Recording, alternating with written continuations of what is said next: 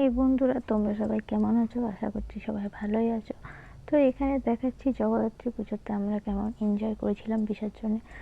তো জগদ্ধাত্রী পুজো চলে গেছে অনেকদিন, বাট ভিডিওটা আর আপলোড করা হয়নি। আপলোড করা হয়নি। তো এখন আপলোড করছি। তো একটু জানি লেট হয়ে গেছে, তো কেউ কিছু মনে করো না। তো সবাই দেখতে থাকো, স্কিপ করবে না। কেমন লেগেছে সবাই কমেন্টে দেখতেই থাকো।